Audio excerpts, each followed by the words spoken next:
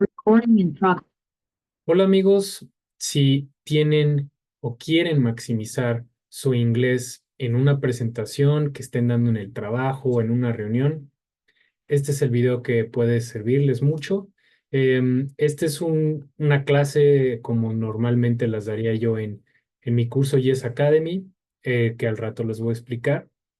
Pues mucho gusto, soy Paco Vizcaíno. Si te gusta el contenido de este canal, pues recuerda ponerle like, suscribir y poner la campanita para notificaciones de mis nuevos videos. También abajo en el link de los comentarios voy a poner mi Facebook, Instagram, y mi LinkedIn para que me sigan y si me mandan un mensaje diciendo, hey Paco, te vi en YouTube, pues ahorra 50% en tu curso, para la academia. Esto es, si tienes inglés intermedio o avanzado, trabajas o estás buscando trabajo en una empresa o tienes tu propio negocio de consultoría, yo creo que esto te puede servir. Y buscas mejorar tu speaking en 6 meses o menos, yo tengo justo el programa para esto, ¿sí? Así que contáctame. Bueno, sin más, pues voy a empezar a dar la sesión. In this part, I'm just going to switch to English. I hope that's okay. So in this part, we're going to check out line graphs. And line graphs include how line graphs come up in the dashboards of any company that is for measuring trend or maybe measure a price or measure a KPI of some sort. So these are all the types of graphs that you will usually find. I'm using also area graphs as part of this analysis. So hope that's well. So yes, for this session, I just want to introduce behavioral verbs and speed adjectives. In a minute or two, I'm going to explain which are the main used ones when you are talking about a certain graph that you're presenting on a slide. But anyways, and keywords here are going to be also peak, which is the highest point of a curve, and valley, which is the lowest point of a curve where they hit rock bottom and grow. They only need to go higher, right? Okay, so in uh, in behavioral verbs, the most commonly used ones here are increase and decrease. If you already use those, is fine. But if you don't want to repeat yourself and you want to use another ones, you could use rise or you could use fall, which are pretty good. Or the safer go up, go down, might work as well when you are describing movements of the line graphs, right? So now do you have your ups and downs. You want to explain if the up when suddenly, like in a skyrocket, or is it gradually? So these are some speed adjectives that might help you with that description. So first of all, we have rapidly and slowly, which are the safer options. If you want to use these speed adjectives, it's easy to remember. Then suddenly and gradually, these are for more. These are a couple of words that could go when you're having like really heart monitor type of graphs, shoots or skyrocketing there. Sharply and smoothly also work, but they tend to fail in some certain situations. Um, Remember to use these verbs in the past tense, right? So suddenly increased is in the past tense. So you want to, since the line graphs often describe past events or the history of one trend, then it's best to use the past tense when describing the graph.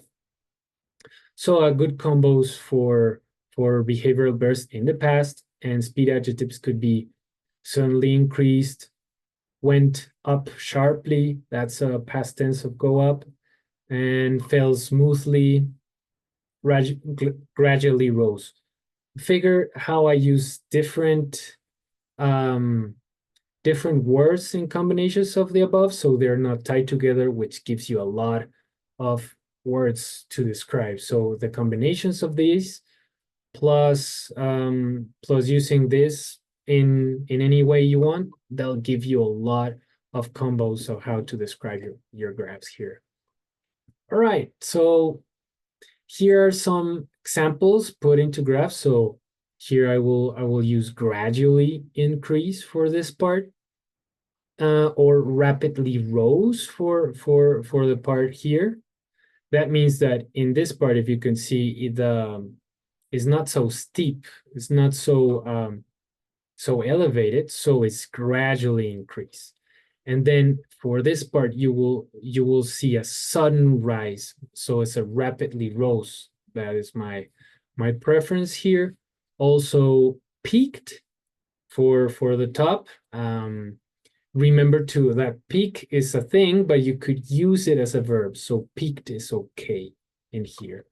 And then remain stable when you sing like a flat line, and slowly dropping at the end. So this is my preferred choice of words for this type of behavior. Hope it serves to you well. All right, so when you see a graph like this is the United States dollar against the Peruvian peso. No, sorry, the Peruvian sol. So when you face a graph like this, always attack first the title and the time frame is very important. So if you've noticed, first you have to mention the title. So yes, this is United States dollar against the Peruvian sol, and the time span here we're seeing is a 1 year time span. So this is the whole graph. And some starters after that, you could simply just talk about the highest and the lowest points. So before March, we're seeing an increase, the last one. And the latest trend, this is a quick note, always give some relevance to the latest data. So one comment I could do about this is in July it grew. July came back to above 3.8 after since March, or it grew up to 3.85 again, and is getting another a high again after March, or after before March, right?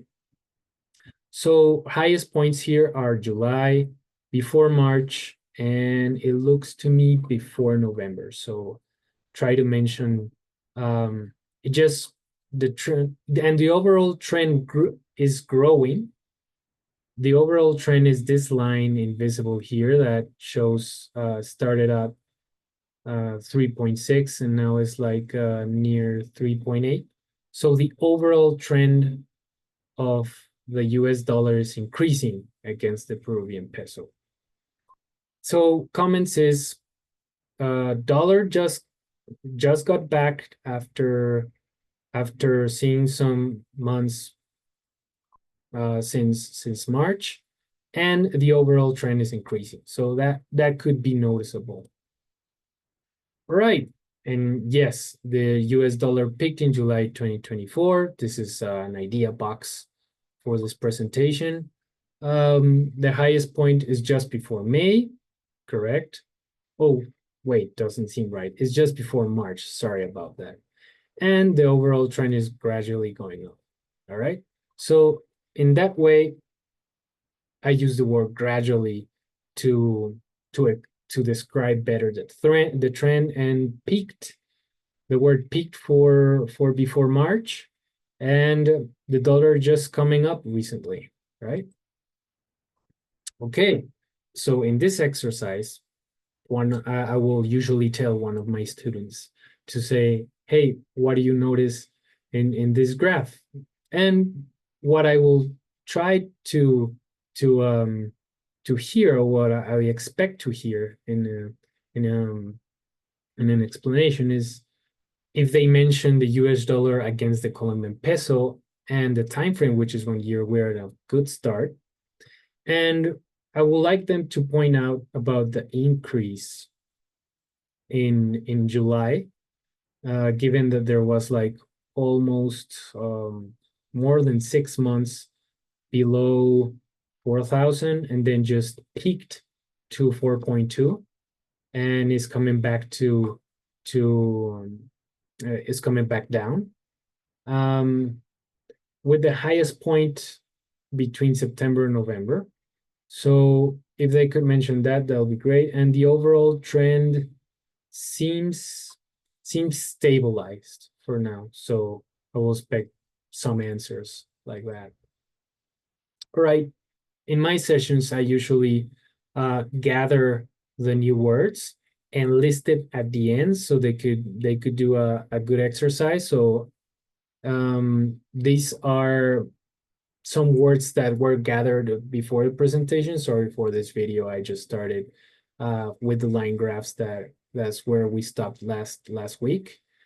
And yeah, this is an exercise to help the students to use these words, these new words, and try to apply what's best fits for each number in this background. And this background, it helps them to see if a line is gradually ramping up or is it suddenly increasing. By the way, ramping up is also an acceptable term to describe a graph. And yeah, let's talk about timeframes. So timeframes in a quarter review could be a little bit tricky. And here I'm showing how. So basically, if we take a look at these acronyms, so Q for quarter, that is understandable. H is for half year, so through 6 months, that sort. ACC is not so common, but if you bump into it, it means accumulative, or because you could have accumulative up to a certain period, or you could have discrete Q. That means that you're only seeing data from 3 months if it's discrete quarter, but you'll see data from all the months of that year up to that quarter in an accumulative view, right? And probably the most popular one is YTD, is year to date. So remember, if you see a YTD, or if it's not clear, it means year to date. It means that this is the data from January 1st of the current year up to the date set YTD. For example, imagine that the blue tank represents the 12 months. And for some reason, this study is, or these results are from January 1st up to September YTD. That means that is from January 1st to September 30th. 30 days have September. All right. So it's from January 1st to September 30th. And that is the period in which the data is going to be displayed. So that's really important. Another equivalent of that is Q3 year to date, or Q3 accumulative. So you could find it on those variations. All right. So the not so common one is when you want to have a full data of 12 months, including from September to September, that is, so we will be looking at a rolling 12 months, all right? This rolling 12 means that these 12 months are rolling. So for example, September rolling 12 or R12 is from 1st September 2023 to 1st September 2024, or if its closure is 30 September 23 to 30 September 24. And that way you get a full 12 months on your results. And remember that timeframes are important to see specific results. If it's a rolling 12, that means it's going to include also data from last year, right? So we want to be ready for that. FY is full year. EOY is end of year. That's a more popular one also. SOY could vary from company to companies. Some companies just put year begins or beginning of the year, but the one most commonly to be found is end of year, right? So with this time frame acronyms, or with this time frame signals, we should be able to better describe each graph that comes our way, right? So this exercise is just to have my students get familiar with the acronyms and the terms. So from October 23, from September, February, I expect them to say rolling X months, whatever the difference is. And from start of year to H1, another similar could be June year, or June or July. No, sorry, June year to date, right? And from January to end of year, full year is the best fit for this title, right? All right. So after that, we're going to analyze how to highlight a dashboard. But first, I'm pointing out to my students that it could be more graphs that we should be aware of. This is called the gauge graph. It's kind of the speedometer of your car, and is more commonly now used for digital marketing, stuff like that. So yeah, basically green means that the cost per click in this contest is the cost of getting your ads, or how your ads performing, is 3.76, which is considered to be average. Not when the needle moves to the red zone, that means that the cost is really high, and vice versa is really low, right? So now you have the basic elements of each graph. We could build a highlight of the dashboards, right? All right. So for purpose of this video, basically, I'm just usually in my classes, uh, I'll do an exercise for each graph so that the students could make a highlight.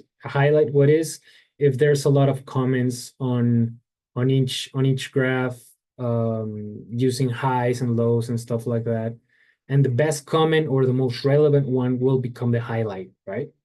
All right. So I'm not gonna stop on each graph, but I just want to show what's the main exercise about. All right. So yeah, a nice way is that when you are facing a dashboard, you should choose an order on which graph are you going to start commenting on, or start your highlights. So usually this is how I'll go about it. So I'll choose one for the graph showing the sales, which is the income, the big thing that everybody's waiting to hear. So number one.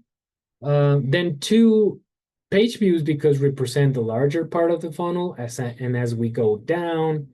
Number three, four, and finally the cost per click gauge at number five. So that is the order I would go about it in this part. Obviously, first noticing getting the audience to notice that this is an October R12 rolling 12, because here we have October and the last one found November last year, so that'll make it a October rolling 12. Some will argue that it's actually an October rolling 11, but for the sake of this explanation, I just choose to put it rolling 12, which is the most common one, right? So if we choose the first graph, then the student comes forward, and these are some guide questions that could help him highlight this particular graph. So what can you say about October in this graph? So you can see October is like it just peaked after being 4 months below certain height. How can you compare October with the other months? So yeah, and guiding the conversation towards the months before. What is the overall trend, right? So if we started in November really low at 2.6, that might be, and we grew to 4.4, then I expect the speaker to notice that, all right? Okay, so yes, the highlights is October nearly 5.2 in sales. It's the highest month since April. So that's how the cadence of a highlight could come up, right? After 4 months in sales below 4.4, I finally came back in October with a approx 5 million. Perfect. Oh yeah, this is sales in US dollar thousands. All right. And then number two, just because this graph doesn't have much data or much legends attached to it. So basically, just notice the big total, and if there's like a trend below, what can you tell about the chart? The bar chart below, and I'll expect them to notice the trend and mention it if possible. And yeah, currently 2.2K, 252K, sorry. The last month was the highest of all the other 12, right? So that's noticeable. Describe what you see.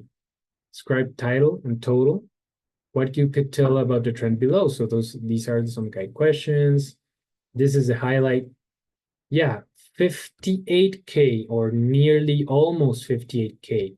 You don't want to get caught up on saying 57,841. No, that's a mouthful. Just say almost 58K and you'll be golden, all right? And yes, of course, mention the little trend. We're lacking legends here again, but doesn't matter. We should notice that there's a trend going up and mention it as a highlight, which is perfect.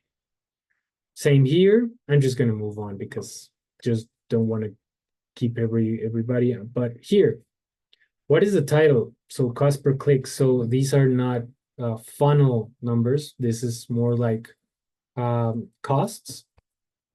What is the title? What is the gouge level at? So I expect them to remember green, low, average, medium, etc. How much does one click per day cost? So they have to notice the 3.76 and mention it, right? So yeah, just to end up this video, if I were going to present this dashboard to a board meeting, then these will be my 5 chosen highlights of the October R12, right? So after 4 months of sales below 4.4, we finally came back in October with 5 million approximately. Currently, total page videos are a little above 252K. Very good. Today, total visits are almost 58K. Overall trend is going up. Nice. Ad impressions continue to go up. Now we are at 35K. Our CPC is average at 3.76 per click. So you see how I took the the dashboards with charts missing legends and stuff like that. And we cooked a highlight summary of 5 points that seem really relevant to speak about your business. So anyway, guys, thank you for your attention and for your support for this channel. Hope this helps you with a project or something urgent you want to have. And yeah, hit me up on the Instagrams below. And well, I'll see you there. And keep tuned for more of those quick lessons. All right. See you later, guys. Thank you.